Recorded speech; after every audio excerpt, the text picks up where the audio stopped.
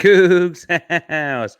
From the pros to the freshmen on campus, it was a big weekend for Coogs and former Coogs alike. Let's jump on into it. You are Locked On Coogs, your daily podcast on the Houston Cougars, part of the Locked On Podcast Network, your team every day.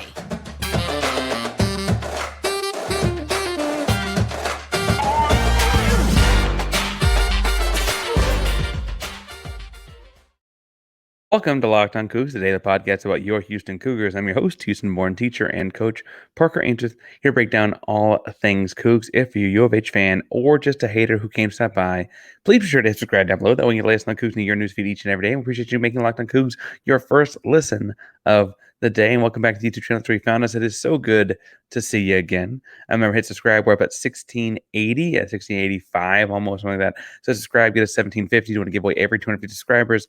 We'll talk more about that when we get there. So hit subscribe to get us there, and then like and comment on the video to let us know you are in that contest. If you don't know what to say after talking about all things Houston Cougar football and basketball, tell us in the comments. If you went to Waco, or if you've ever been to Waco, where'd you go to eat? I like VTEX Barbecue. I think the place most people go will be the George's, the big O cups or whatever.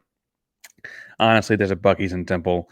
It's not half bad either. All right. So on today's episode, we're going to do a little bit of talking about Tail of the Tape. If you want for a more like post-game immediate breakdown, more tad of emotion to it, obviously Cougars After Dark recorded on Saturday night after all the games were over. So that's there. Today we're going to talk some about the tape deep dive. I got the wrong thing up here. More of the tape deep dive from Waco. I'm going to talk about going for two because that has been a hot button topic because it worked, but I think people are still finding ways to be upset about it. I don't get that part, so we'll get into that in the second segment. And then the third and final segment, I want to talk some about the basketball game and the basketball season tipping off tonight as Houston hosts Louisiana Monroe. But first, I got to say happy birthday to Dad. It is my dad's birthday, November 6th. Happy birthday, Dad, out there. Now, second, let's jump on in to talking about the Tale of the Tape. And looking at this one, I think a couple things jumped out in reviewing the tape, looking at analytics on Sunday after the fact to get the emotion pulled out, etc. Donovan Smith continues to look like the real deal. There was people that were shaky on Donovan to start the year, transferred from Tech. He had turnover problems there, and he had 2 picks in this one, right? I'm not trying to say that there isn't room to grow. He's not a perfect finished product or anything like that. But Donovan Smith's the real deal. Absolutely the real deal. Final stats came out at 21 and 27 for 77.8% completions, 236 yards and 2 touchdowns. Yes, those 2 interceptions, both in the first half. I have to say the second interception was a heave down to try and get into field goal range like that right before the half. Ended up being a pick and kind of functioning like essentially a late half punt. That one didn't bug me so much. The first pick behind Sam Brown a little bit, obviously did run me a little bit the wrong way. I'd rather put that out of bounds. Or it was an outbreaking route, and I thought he could have put it where it's either my guy gets it or goes out of bounds. Instead, he did a little short. But really, that was kind of the only real flaw in his first half of really in any of his play. He had 4 of his 6 incompletions during the first half of the football game. Obviously, once he had seen the defense a little bit, he picked things up over the course of the game. I thought it was impressive that he also had time to throw. Credit the offensive line there. He averaged 3.24 seconds per throw attempt. Obviously, some of that was him dancing around on his own, but some of that is also improved pass blocking. Frankly, I understand Baylor is not the best team we played all year, but that's an impressive feat in and of itself. And for what it's worth, Smith also had 13 carries for 75 yards and the game tying touchdown right before the game winning 2-point conversion in overtime. I do think his running ability, all those yards, led to Baylor blitzing less, which led to him getting more time. I think those things compound each other in watching the tail of the tape and watch the tape through, I should say, and telling the tail of the tape. It looked like Baylor sent less guys over the course of the game. Other guys stepped up on offense. Obviously, got started with Sam Brown. Joseph Manjack did make the trip. It looks like he may be healthy by this weekend's game with Cincinnati. However, he didn't make the trip to Waco. He was hurt. Matthew Golden goes down early, and he was only listed as probable. Sounds like he may be back for Cincinnati as well. But it's 2 of your big 3 starters out hurt. and a lot fell to Sam Brown. He got targeted 10 times. The only one that he did not come down with was that interception in the first half. 86 yards and a touchdown. I'd also point out he could have had more touchdowns. Some got called back on penalties. The one dark spot I'd say on the offense this game, outside of a couple of misconversions or coming up short on some inside run plays, penalties killed drives a couple times, right? Penalties took points off the board a couple times. That could have been huge. I do think the other thing about Sam Brown, I think Sam Brown did that it's easy to forget about because of the excitement and the way the game ended, was that Houston started off overtime on the 40-yard line after a personal foul on the extra point from Baylor's overtime possession, right?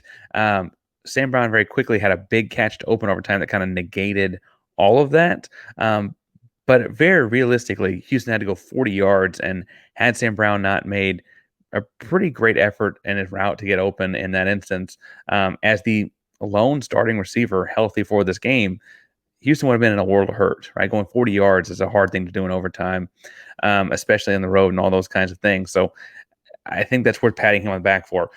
Defensively, now I understand people want to give flack to the defense because they did give up a 28-yard run on 3rd or 4th and 17. And that is not good. But as far as things that went well on watching the tape, I'd say that Don Nwankwo continues to look like a pro. He played 14 snaps at a true defensive tackle, so like a 2-technique lineup in the guard. He lined up in a shade, meaning one side of the center, the other, 8 different times, and then 25 times at a straight up nose. That versatility came with versatility in the defense. Houston ran both the 3-3-5 and the 4-2-5 defenses in this game, kind of kept Baylor on their toes. Offensive linemen looked confused at various points in this one, but Dot was effective in each. He ate double teams, chased down screens, made plays that forced cutbacks in zone, cutbacks into his buddies. So he was only credited with 2 tackles. He continues to jump off the tape as being an important factor in this defense, and his versatility, being able to play the head up nose, being able to play a 3 technique, and do all kinds of different things, is key to being able to maneuver back and forth in the defenses. Another guy whose versatility did that is a star of the show for the defensive line on Saturday. It's Nelson Caesar had 2.5 sacks, and I don't think if you ask them right now, Baylor has any idea where the guys didn't find him all game. He had 24 snaps at outside linebacker, 16 on the defensive line. A couple of those 16 were inside at defensive tackle. He had 8 snaps at inside linebacker. All of the different movement and lining up in different places and taking advantage of the kind of athlete Nelson is really freed him up in a way that confused the Baylor offensive line. Again, he had 2.5 sacks. The only real blemish on Caesar's game from Saturday would be, honestly, the personal foul in overtime, right? So in overtime, Baylor scores, kicks the extra point, and Caesar leaps himself or launches himself using linemen to kind of propel himself over the line to try and block the extra point. Can't do that anymore. Right, can't do that anymore. And so that's put 15-yard personal foul that kind of put Houston in a bad spot in overtime. Ended up working out. Houston went through it and was fine. But at the end of the day, that's kind of the only thing I would point to that he did wrong. The secondary did well. Blake Shapen ended up, because of how well the coverage was, escaping to run the ball some himself. Obviously, we mentioned the long play on that, it could have gone off the field and kind of sealed the game there. Instead, Shapen took off for 28 yards late in the game. And you could talk about that being like a spy problem or whatever, but honestly, that to me feels like making plays in the backfield and things like that, and keeping him more crushed up in the crush rush. But also, I told y'all going into the game, that's not something Shapen was necessarily known for. He's not known as this crazy good athlete, and so I could see how that kind of thing would happen. Now, if we're talking about plays that won the game or game changers, if you will, we got to make sure we talk about the Athletic Brewing game-changing performance of the weekend. Obviously, you're stuck between a couple of big plays by Donovan Smith, namely the touchdown that set up the 2-point conversion or the 2-point conversion itself. We're going to spend a whole second segment talking about the 2-point conversion and how much I loved all aspects of it. But we got to point out, too, that the 2-point conversion only works when you've got a guy like Donovan that has that kind of ability and the ability to run through arm tackles like he does. That's the game-changing performance brought to you by Athletic Brewing, because they are changing the game as well. They're making non-alcoholic brews that taste better than their competitors. They're winning all kinds of craft brew contests with alcoholic beers and non-alcoholic beers alike. I'm telling you guys, when it's hot outside, and it seems to not be able to decide if it's gonna be hot or cold outside, I like the sours. The sours are really, really good when you get them nice and cold on a hot, crisp day. If you're more of a dark beer person, got the stouts and all those kinds of things too. Make sure to check out Athletic Brewing. Use code Locked On to get 15% off your first order at athleticbrewing.com. That's LOCKEDON at athleticbrewing.com for 15% off. Near beer exclusions and conditions apply. Athletic Brewing Company, fit for all times. Now, the other people we got to tell you about this weekend or this week, I should say, is kickoff on a Monday, is eBay Motors, because if you're trying to keep your drive alive like Houston Cougars did several times, you got to go to eBay Motors, check that out, because they got passion, drive, and patience are the kind of things that bring home a winning trophy for your ride or die. eBay Motors has everything you need to maintain your vehicle and level it up to peak performance, from superchargers and roof racks, exhaust kits, LED headlights, and more. Whether you're into speed, power, or style, eBay Motors has got you covered. Over 122 parts for your number one ride or die. You'll always find exactly what you're looking for, and with eBay Guaranteed Fit, your parts guaranteed to fit your ride every time, or your money back, because with eBay Motors, you're burning rubber, not cash. With all the parts you need and the prices you want, it's easy to turn your car into the MVP and bring home that win. Keep your ride or die alive at ebaymotors.com. Eligible items only. Exclusions apply. eBay Guaranteed Fit is only available to U.S. customers. All right, so the big discussion over the weekend that came out of the weekend, there were people talking about like, oh, this is going to give Dana more years on his contract and all that. We'll do contract talk when the season's over, I think. I will say, if Houston were to make a bowl game and they're still sitting in pole position to control that own destiny on their own, it'd be hard to see him not getting into 2024, right?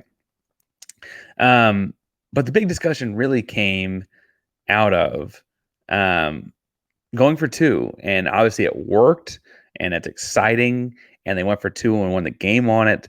There were still some doubters out there about whether or not this was the right call, and I'm here to tell you that it's always the right call to go for two. First of all, frankly, there's part of me as a football coach would point out, if you got your 2-point conversions 51% of the time, you'd have more points on the season than if you didn't, right? Like that's just part of the math here, right? But in this particular situation, I think it's interesting, first, that Dana and company had no doubt that they were going to go for two. It sounds like, in hearing guys talk after the game with Donovan Smith or Tony Mathis, whoever you want to hear from after the game, they all knew going into the overtime period, they were going to drive down, they were going to score, and they were going to go for two and get on the bus. That was the whole plan once they saw Baylor kick an extra point. That was the entire plan. And for what it's worth, Dana Holgorsen has said since the UT Austin game, when they got the bad spot call a couple times, frankly, on the last drive there, that kept them from tying the game up with a touchdown. He has said since then that he would not have just tied the game up. He would have gotten the touchdown, the 6 points, and instead of kicking the extra point and tying the game to go to overtime, he'd have gone for two and won the game in that instance. Now, I see a couple different things here. We're going to break down the play itself in a second. But as a whole construct, going for two at home instead of going to overtime, I kind of, when you're a heavy underdog, it's one thing, right? That's part of the UT Austin things. You're the heavy underdog, might as well try it, right? You don't know what they're going to look like in overtime. It's, maybe, right? On the road as a dog in the conference, you got to go for it. Every number would tell you that on the road, dogs don't get, if the longer the game goes, the home favorite will win, right? So you need to make sure you continue to win when you can. That's the point of going for two. The other part of this is, in this particular game, in the Baylor game, going for two is absolutely the right decision, because if you paid attention to the way that game played out, Baylor had found something they liked about Houston's defense. They scored at the end of regulation on what was a crazy long drive with all kinds of chaos in it, and they kind of just marched on and scored in the overtime period. You're going to let them go second in overtime and they get to kind of pick what they want to do in the second overtime, right? And so you don't want to let any of that happen. You go for 2 to cut it out. The other thing, though, is more broadly is that we can say what we want about Dana calling offense and not calling offense and needing an offensive coordinator. And I still maintain that we're going to look back at this year and several years and be like, they really went into the Big 12 without an offensive coordinator. That's kind of weird. Regardless, the play call itself, these kind of short, gimmicky kind of things, when Dana wants to dial it up, he has the ability. It's somewhere in there to get this kind of thing out. And he actually ran, and he told us after the fact, so I went and looked it up, and it's eerily, it's not exactly, it's eerily similar. He ran a play that they ran at West Virginia. The only other time I could find this came up in his career, when he was at West Virginia, as the head coach came up in his career, at West Virginia, playing against Texas in Austin. They ran a similar play with about 16 seconds left. I got that pulled up right here. 16 seconds left to win the game. And what they did is you start off with a wildcat-looking formation behind the offensive line. You have 2 tight ends, a running back, and 2 wide receivers in the game. Okay? And then on the shift call, whatever call they have to shift, they burst out and kind of pull the defense with them and see where they go. Right. And what happened in the Texas game was they shifted out the 2 tight ends in front of a running back to create a screen pass look way out wide, a single receiver in the slot, and then on the backside, then one-on-one with the receiver. Will Grier read the play. The defensive secondary spread out to cover up all the holes in the secondary. Will Grier took the snap, ran around the left side for a touchdown in the vacated area. In the Houston game versus Baylor, they more or less opened up the same way. Everyone in the backfield. It looked like initially Sam Brown was going to take the snap, even had a little wildcat action out of it. And on the shift call, Sam Brown and Boogie Johnson, as the 2 receivers, went to the left side of the football field and ran a crossing rub route combination where they would run down the snap. The 2 tight ends, I believe, was Byrne and O'Laughlin, went out and played 2 guys on the line of scrimmage, which actually meant that both Boogie and Sam Brown were offline scrimmage. You're trying to get into the trickiness of it, right? And they're with online scrimmage with Tony Mathis right behind them, theoretically to set up a screen pod look on the right side of the football field. And then Donovan Smith is the only guy in the offensive backfield. And what they're doing there is they're reading where the secondary goes. Okay, if they only send 2 guys out there to cover the 2 tight ends, then we're going to throw it to Mathis because that's 2-on-2 blocking. Mathis can get in the end zone. If they, don't cover up anyone in the rub route, we're going to rub them off one another. Poof, right? Because they need 3 guys out there to cover the 2-man rub route. Otherwise, we're going to screw them, get a 3-yard little pitch and catch on the receiver side. What Baylor did was they vacated all of them. They sent 4 people to cover the 3-man pod on the top side of the football field from the TV angle. They sent 3 guys to cover the 2-man rub route on the bottom side, the left side of the football field, the bottom side of the TV angle, and left, if you're counting at home, just the 4 defensive linemen in the box. Now, late, one of the linebackers tries to rush the ball off the edge, but Donovan Smith takes the ball, and they run what I'm calling a no.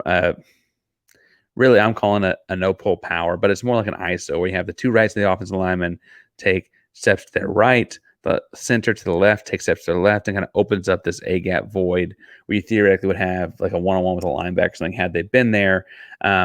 Great effort of the Baylor defensive line to make up for the fact that there was no linebacker there, but there was no linebacker there to try and get Donovan Smith. That's why he's waving goodbye to the Baylor Bear band in the end zone.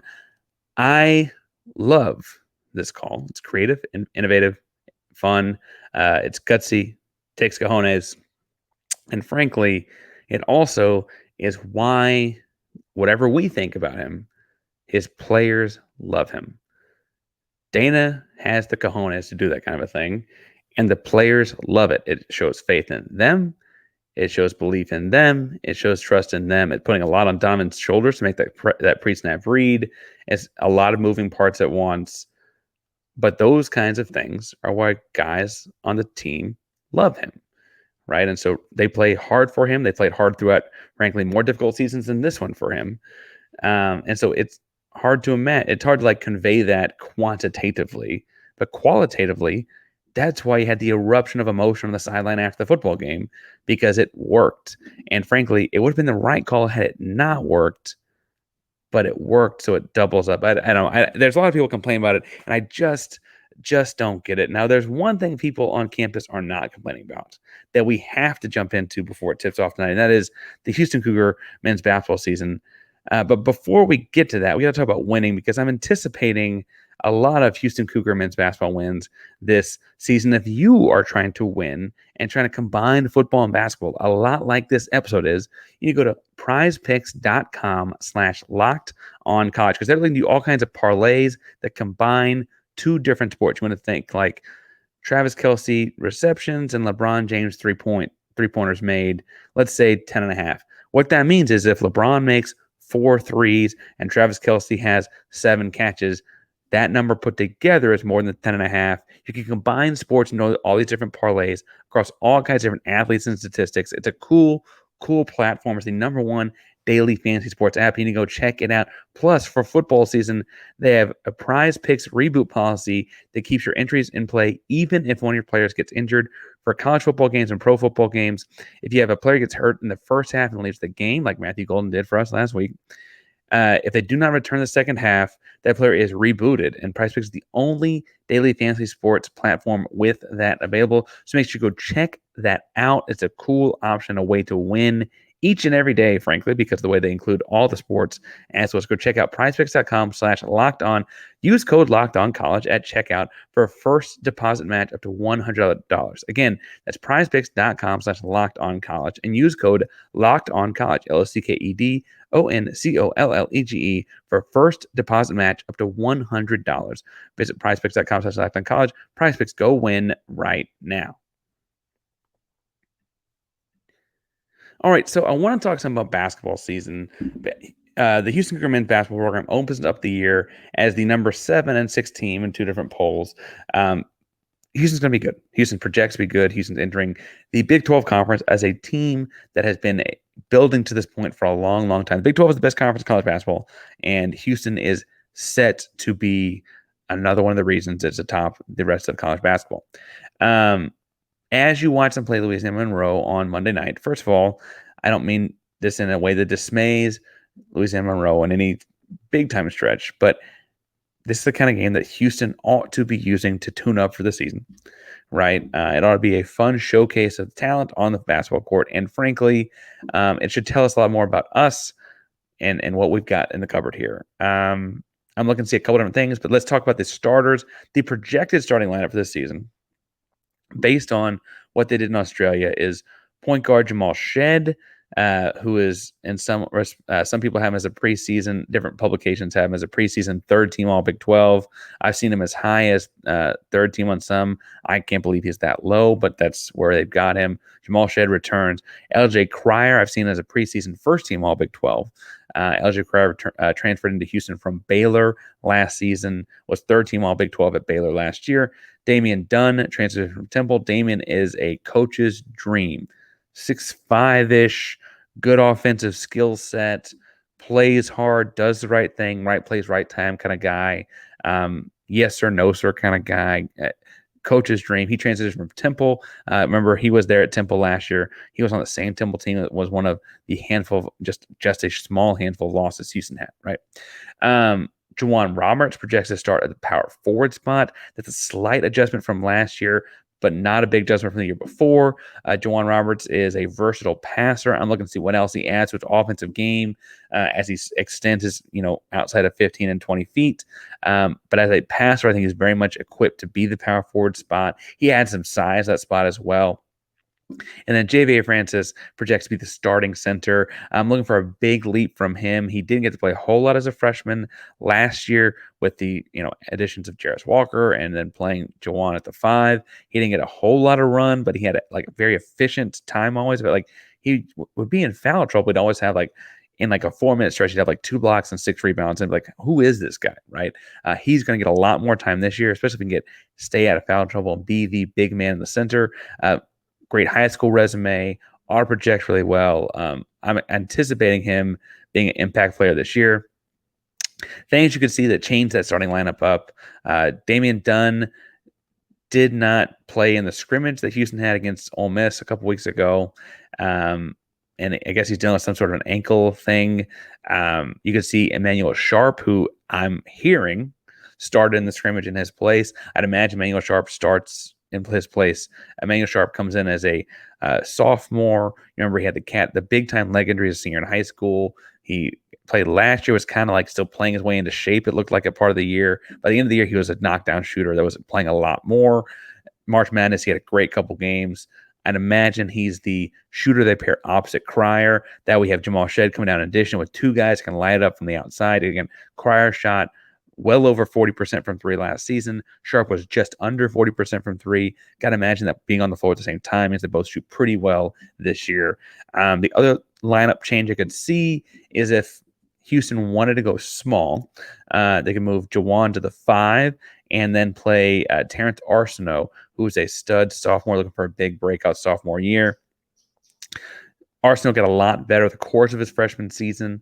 Kind of a fluid, mid-range offensive game, learning the perimeter stuff. Still, it feels like some solid, and I don't mean to say he's like herky-jerky with the jump shot or anything, but he's still developing there defensively. He's 6'5" and change. He is long, he is athletic, and he is smart, right? So he can defend a bunch of different positions.